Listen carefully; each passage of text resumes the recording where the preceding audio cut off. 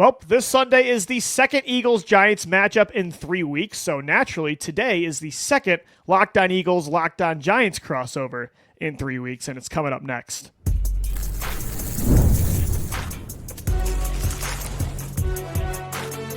You are Locked On NFL Crossover, part of the Locked On Podcast Network. Your team every day.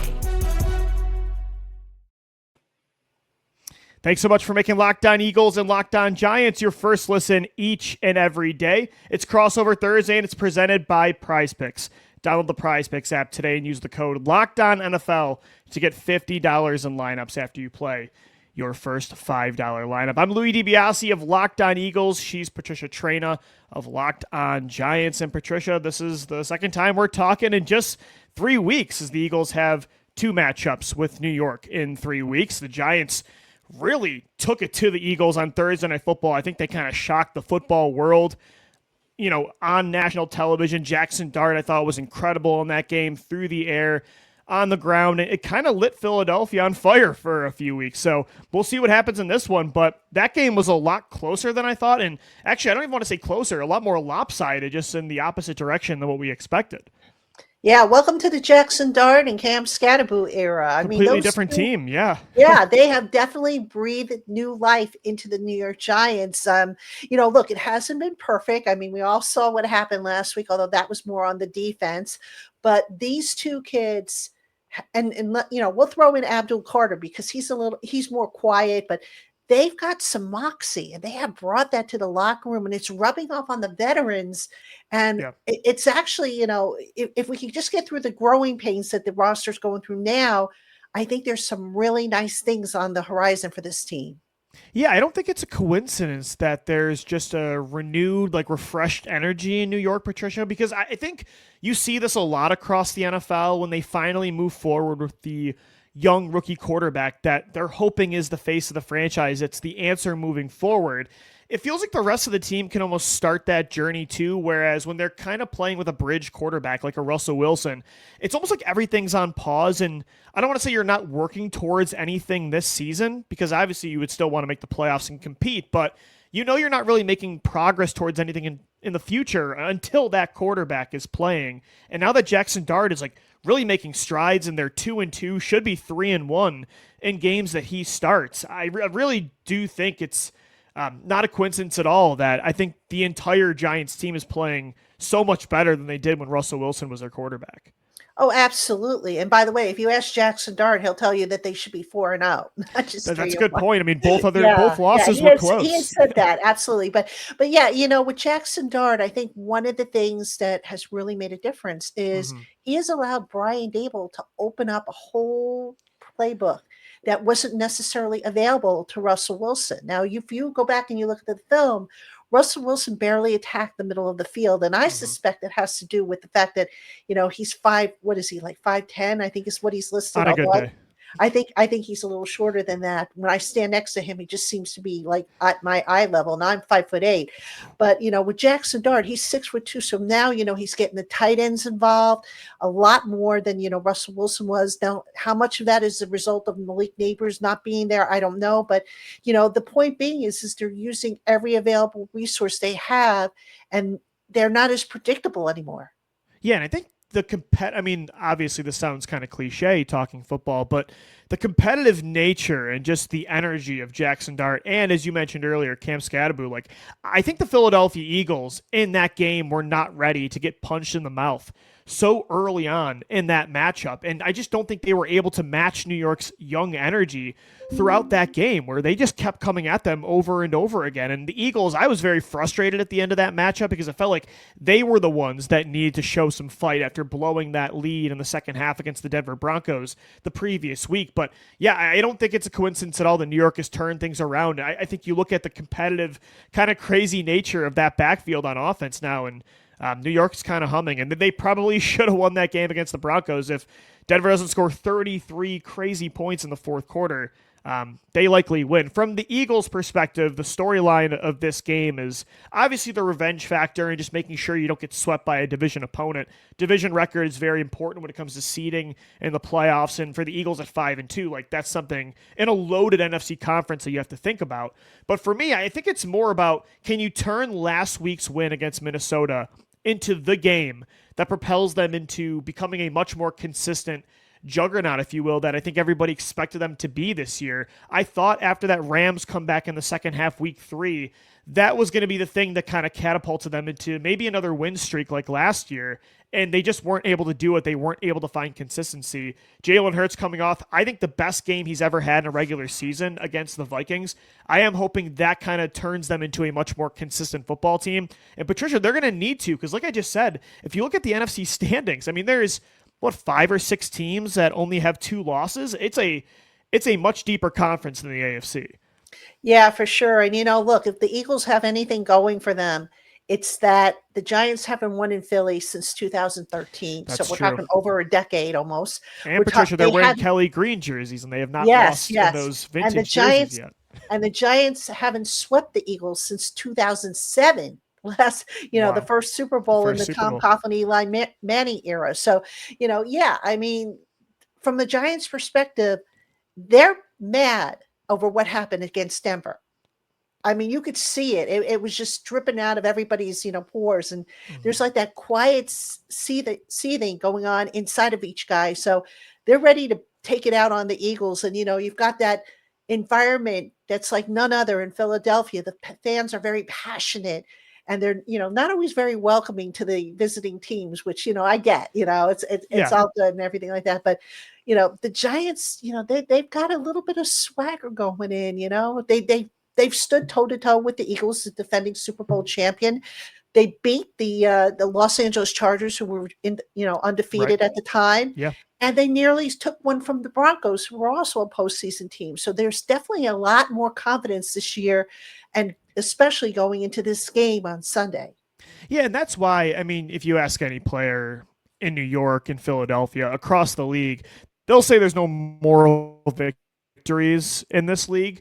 But I do think, and again, like the way they lost to Denver, if you would just say in a microcosm, in a vacuum, that they lost to Denver in a very close game where Jackson Dart converts a 4th and 19, drives down the field, scores potentially the game-winning touchdown, and then Denver gets the game-winning field goal, you'd probably sign up for that. But when you had the context of they blew that lead, they allowed over 30 points in a single quarter, that's where they probably don't want to hear that. But I completely agree with you. I mean, considering where New York was through the first month, the fact that they've played all these good teams this well, their quarterback has played this well, and they've won a couple of those games and probably should have won more.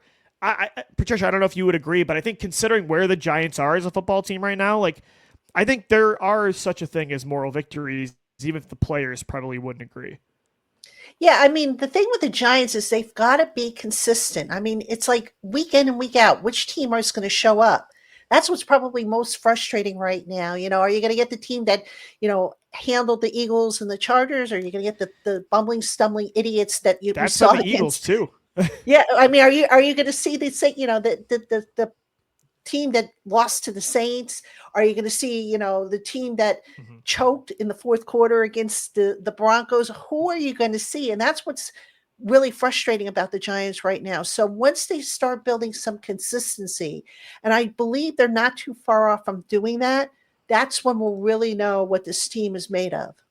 For sure. We got matchups to watch coming up next. It's Crossover Thursday. Locked On Eagles, Locked On Giants. Don't go anywhere. We will be right back.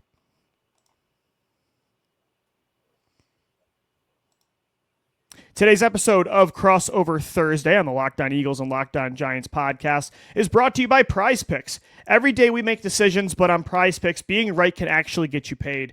Don't miss the excitement of this football season with Prize Picks, where it's good to be right. Playing Prize Picks is such a fun, simple way to add more excitement to football. You just pick more or less on player projections, like Josh Allen's passing yards or Saquon Barkley rushing for a touchdown. Hopefully that finally happens again in this game against the Giants, from an Eagles perspective, and you're in the game of Prize Picks. I love how quick it can be. You can make your lineup in under a minute, and Prize Picks is now adding stacks. So if you want to ride with a player, you can select their passing yards, rushing yards, and touchdowns all in one lineup. Download the Prize Picks app today and use the code LOCKEDONNFL. You're going to get $50 in lineups after you play your first $5 lineup. That's code LOCKEDONNFL for $50 in lineups after your first $5 lineup. Prize Picks. It's good to be right. And guys, today's show, we are also sponsored by Game Time. The NFL season is back, and honestly, there's nothing better than being in the stadium, like at Lincoln Financial Field or MetLife, surrounded by fans cheering on your team. But let's be honest, getting tickets sometimes can be a hassle between queues, login screens, and prices jumping at checkout. It's frustrating. That's why I use Game Time, the app that gives the advantage back to fans. Game Time is fast, easy, and backed by the Game Time guarantee. You'll always get 100% authentic tickets delivered on time and at the best price. Plus, all fees are included, so the price you see is the price you pay. I actually just pulled up Game Time earlier, and in just a couple taps, I saw some amazing deals talking about Eagles, Giants tickets for as low as $100. So download the Game Time app today, create an account, and use the code LOCKEDONNFL for $20 off your first purchase. Terms apply. Again, that's promo code LOCKEDONNFL for $20 off. Swipe, tap, ticket, go. Download Game Time today.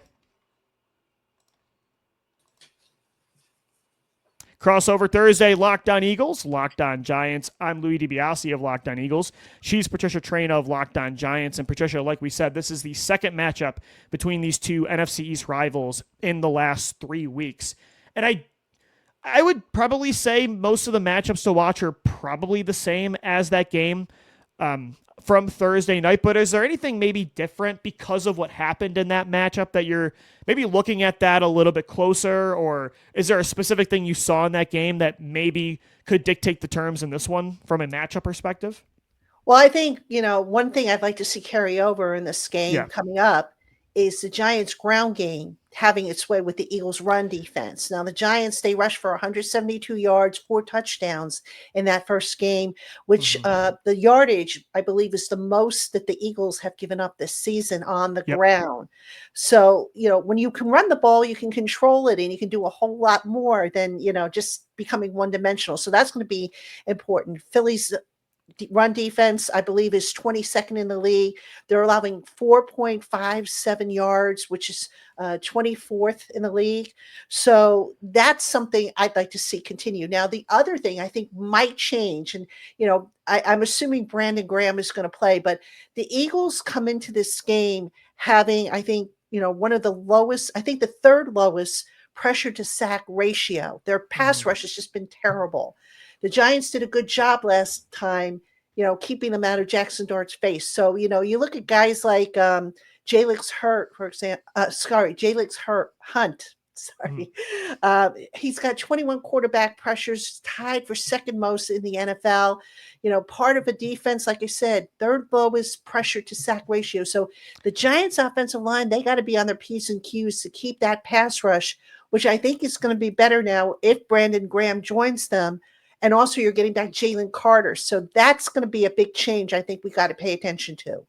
I'm really glad you mentioned the pressure to sack ratio stat, because that was what I was going to highlight. When you look at that game and pretty much every matchup so far the Eagles have had this season, I do feel like they've been at times been able to be consistently getting to the quarterback, but getting them down on the ground, turning pressures into sacks on that initial pressure has been a problem. I mean, Josh Uche, I think, has been a very underrated signing of Howie Roseman this offseason. Finally just got his first sack in a big spot against the Minnesota Vikings. I feel like most of their pressure, their sacks have come from the interior. Moro Ijoma, their third-year tackle, leads them in sacks with 3. Jordan Davis, a defensive tackle, is second on the team in sacks. Jalen Carter, as you mentioned, back. Like, he is kind of the go-to guy in creating pressure on the defensive line, especially on the edge. They need to make sure Jalix Hunt has been able to get to quarterback. Same with Josh Uche. Brandon Graham, like you said, maybe playing in this game. When they get to Jackson Dart, they cannot let him break that initial tackle, that initial sack, because Dart is so good at making you play outside the pocket, on the run, rushing. I mean, he had over 50 yards rushing in that game on Thursday night. He had a rushing touchdown, and he was also able to push the ball down the field on the run. He had some big plays deep, had over 190 passing yards and a passing touchdown as well. So I think with when you look at the Giants' personnel on offense, there's not anything really at wide receiver that wows you that the Eagles should be like terrified of. But those guys were able to make plays against them because, number one, Quinyon Mitchell was hurt. Him coming back will be big. But they were able to take advantage of Dart making things happen. And so I think that's really the main thing to watch for the Eagles defense, because that really gashed them on Thursday Night Football. Yeah, I mean, Jackson Dart, he can extend plays with his legs. He can run those RPOs and zone reads. I mean, he gives them a whole new dimension that they didn't have with Russell Wilson in there. And, now when you've got a quarterback, and you guys know this because Jalen Hurts gives you the same advantage, when you have a quarterback who can run and make things happen with his legs, now you've got to account for that guy. Whereas, if you go back to the days when the Giants had Eli Manning, you always knew where Eli Manning was going to be. He was a statue back there. Right. Now those quarterbacks nowadays are becoming like dinosaurs. They're becoming extinct. So Jackson Dart is not afraid to take off. He's not afraid to take on contact. Again, very confident, takes pride in being, tough and getting that extra yard. I think sometimes the coaches and the fans would like for him to maybe live to see the next down as opposed to trying to get that extra yard. But Jackson Dart has been a big difference. And like I said, they've been able to open up that playbook so much wider, almost like, I think what Brian Dable's trying to get at is almost like replicate what Josh Allen was able to do up for him up in Buffalo. Yeah, no, absolutely. And that allows, like, when you can create like that, and the longer he holds onto the football and the plays alive, like, the harder it makes it for the Eagles secondary to hang on. Even if, again, they have the advantage over the Giants receivers, Dart was able to elevate and make plays happen for his wide receivers. Luckily, though, like I said, Quinyon Mitchell, who did exit that game early with a hamstring injury, will be back in this football game. Knock on wood that he doesn't get hurt again. He had an absolutely stellar performance against Justin Jefferson and Jordan Addison Sunday in Minnesota. So, Patricia, that's going to be a big thing for the Eagles secondary as well. What would you look at on the other side? Jalen Hurts had the best regular season game, in my opinion, of his career. He had a perfect passer rating, which has only happened two other times in Eagles history. It was Donovan McNabb at one point and Nick Foles in 2013. What are you watching in that matchup between the Eagles offense and the Giants defense? Well, obviously, you mentioned it, Jalen Hurts. I mean, he's a guy that can do a lot of damage to you. So you've got to do a good job containing him. And to their credit, the Giants have done a pretty good job, especially on the edges against the run. It's just, I guess, sometimes up the middle is where they have the problems with guys not getting off blocks and the linebackers not filling, the holes up front or the run fits. But, last week, the Giants, it's interesting. The first couple of the last 2 weeks prior to, the Eagles game and then the game before that, the Giants were actually pretty good against the run. They held the opponent to under 100 yards. And I think that's going to be a big key. Saquon Barkley is still Saquon Barkley. I know he's had some struggles. He still scares me. I'm still waiting for his get right game. And I fear it's going to come against the Giants because I think he would love nothing better than to do it against the Giants. So that's something that, I would keep an eye on if I'm the Giants. You just can't let the Eagles run wild because now you're setting up all kinds of possibilities for the passing game. Yeah, I'm waiting for that breakout game too. It just has not happened this year. And I really think they need to figure that out moving forward because that's still the identity of this Eagles offense. Even though Jalen Hurts threw the ball, threw the lights out of the building in Minnesota, the Eagles passing game naturally, even with all the weapons they have in the receiving group and at tight end, it's normally an up and down unit. The run game is what is their superpower, but this year it just has not happened. Saquon Barkley has not had a game over 100 rushing yards, and I don't know though. I think this might have to be a game that they win again through the air because when you look at that matchup, the Eagles probably will not have starting center Cam Jurgens in this game. He left the game against the Vikings injured. They used veteran Brett Toth at center. That did not go very well. Maybe they consider playing a rookie day 3 pick out of Boston College and Drew Kendall at that spot, an undersized center. But, in zone running attacks, he does get upfield pretty well. Kind of is a very, very poor man's version of what they liked about Jason Kelce and Cam Jurgens. So that matchup between whoever's starting at center, if Jurgens is not in there, up against like Dexter Lawrence, for instance, on the interior, That's what I'm a little bit nervous about. I do think if the Eagles are going to get back on track in the rushing attack, it is going to have to be outside the numbers. I think it's going to be a lot of zone plays leading through Jordan Mailata, Lane Johnson, like follow the tackles, because Patricia, I'm not sure if the Eagles can win that matchup in the middle. And Landon Dickerson still at left guard isn't 100% healthy either. So if Saquon's going to do it, it's outside the numbers. Yeah, and I'll give you one more, Louie. The Yeah. Giants aren't going to have, in all likelihood, Paulson Adebo at cornerback, which means so it might be the passing game again. There might be a very good chance, and Giant fans are not going to want to hear this, that we see Deonte Banks, who, for whatever the reason, just can't seem to get it together. Yeah. So against those Eagles receivers, I mean, you mentioned how Jalen Hurts had one of his best passing games. So, I think maybe what the Giants do, Cordell Flott, who's been playing lights out this season, maybe he draws the number one receiver. But whoever's going to draw on the other side, whoever's going to play, whether it be Banks for all three downs, or if they go back to a rotation, maybe they put Nick Jones or Art Green in for first and second down and Banks in for third for the obvious passing downs. That's a matchup that I think the Eagles can maybe take advantage of. Totally agree. It's going to be a good one. Eagles-Giants this Sunday at Lincoln Financial Field. Keys to victory coming up next as we wrap up Crossover Thursday right here on Locked On Eagles and Locked On Giants. Today's episode of Crossover Thursday is brought to you by Mazda. Mazda crafts cars for those who do more than simply move. Mazda delivers confidence with every ride with more IIHS Top Safety Plus pick awards than anybody else. From footwork to breathwork, athletes sweat all the details. Mazda brings that same intention to how they craft every model. You can feel Japanese craftsmanship in every detail. From the metallic accents to available Napa leather upholstery, you can make everyday drives feel like anything but. From smooth handling to intuitive controls, with all-wheel drive standard in every crossover SUV, you can drive with confidence through almost any season.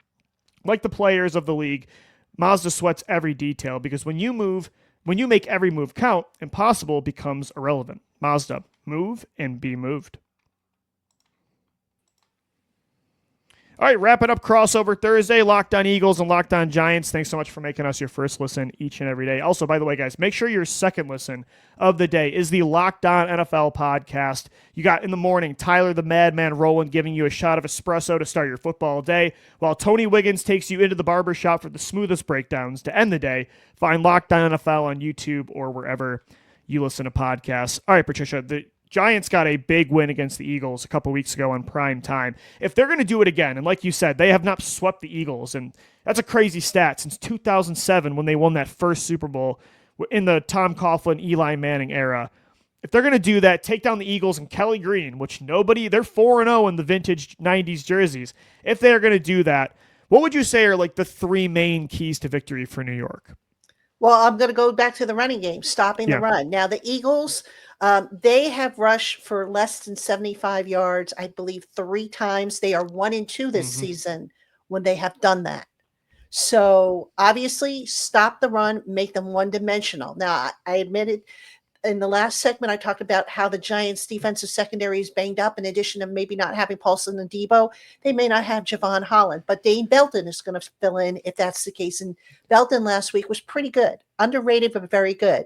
So give them the opportunity. The Giants, give them the opportunity. If you can stop the run, get after the quarterback. I mean, it's basic football 101, but if they can do that and just get the Giants' defensive secondary to hold the coverage just long enough, maybe, just maybe, they can get some pressure on Jalen Hurts and force him to do some things that maybe he doesn't want to do. So that would be my first one. The second one, just real quick, the Eagles, I know, have had some struggles at cornerback, the second cornerback.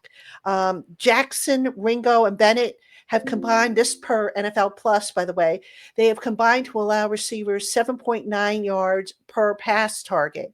So I'm curious to see what the Eagles do there. Are they going to maybe move Cooper DeJean over there? Or, who's going to come back? Quentin Mitchell, you said he's coming back. He's going to obviously take care of one side, but who's going to be on that other side and slow down, the Giants passing attack, which is not, lethal, but it can hurt you if you're not careful. I'm glad you mentioned that because they were really bad against the Giants. Keely Ringo and Adoree Jackson both had to be on the field. because Quinyon Mitchell went down with that hamstring injury. I think you actually kind of hit it with the Cooper DeJean playing outside idea. I think they will run, especially with Nakobe Dean coming back from injury at linebacker. They have 3 really good linebackers they want on the field now at the same time. Zach Bond, rookie Jahad Campbell, Nakobe Dean.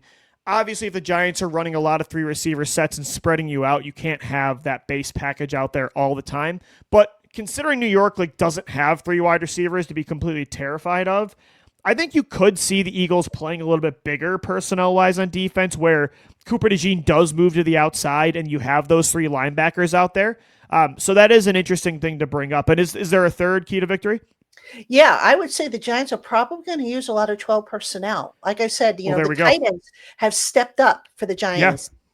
I don't know what took them so long, to finally get the tight ends involved, but they have, and they've been very, very productive. Theo Johnson, Daniel Bellinger. Bellinger has dropped, well, not dropped, but he's got one pass that he didn't haul in, and I think that pass was not on the money. But they're a very underrated part of the game. And, look, if the Eagles are bringing back size, with Brandon Graham, and they're getting back some healthy bodies, Jalen Carter, you want to kind of match size with size and strength with strength. So I wouldn't be surprised if we see a lot of 12 personnel from the Giants. Yeah, no, I totally agree. That's going to be probably a size-on-size matchup to watch on Sunday. For me, for the Eagles, the 3 keys to victory, the one I already talked about, and I think it's worth saying again, I think it's the most important part of this game. If you can get Jackson Dart down on the ground off that initial pressure, if you can keep him inside the pocket, not that he's a limited pocket passer by any means, but I think he does his best damage on the run when he's moving outside the numbers. If you can keep him inside the pocket, contain, you have much better rushing lanes, angles that you're going to take against Dart than you did on Thursday Night Football. I think that's the number one key. And then for me as well, on the offensive side of the football, find a quick passing game rhythm. Get the ball out quick, find easy yards to A.J. Brown, Devontae Smith, Dallas Goedert, because I still, you mentioned the Saquon Barkley breakout game eventually happening, and I don't think Saquon has shown that he physically is slowing down at all. I think it's an offensive line issue, but I don't think that's going to get much better in this game because Cam Jurgens, their starting center, likely will not play. So how do you find those easy yards? You can't just rely on the deep ball like you did against Minnesota every single play to save you. Find the quick passing game, get on the move, RPOs, play action, get Jalen Hurts outside the pocket, moving pockets. I think that's important because the Eagles are not normally a very good football team playing behind the sticks, second and long, third and long. They've not been a very good first down offense this year, and I think that's in large part because Kevin Patullo hasn't done a great job scheming open receivers in the quick passing game. And then my third thing would be sticking on the offensive side of the football. Keep playing under center. The under center play action kind of ignited the deep ball against Minnesota. And so it's funny, Patricia, I feel like both teams have very similar style quarterbacks. Dart says he tries to emulate his game off of Jalen Hurts, so it's not very shocking. So I do think the game plan could be similar for both teams, and it's going to be a fascinating game to watch. Yeah, it's going to be a hard-fought game. It always is, and something weird always happens when the Giants come into the link. You ever notice that? True. I mean, that's true. That's the NFC East. I call it a house of horrors. No offense to the Eagle fans, but something funky always happens. They probably wear that they probably take that as a compliment. It's a badge of honor for them. Yeah. So, absolutely. It's going to be a great game. Hopefully the Eagles do not get swept, but for New York, of course, that would be a big-time first for them in almost 18, 19 years, which is pretty crazy. But we'll see what happens Sunday at 1 o'clock kickoff, Eagles-Giants at Lincoln Financial Field. Make sure you subscribe to Locked On Eagles, Locked On Giants. Each and every day we got a show for you, another podcast as well on Friday, and then reactions after the game. Thanks as always for making us your first listen each and every day. For Patricia Traina of Locked On Giants, I'm Lou DiBiase of Locked On Eagles. Thanks so much for downloading, watching, and listening, and we'll see you next time.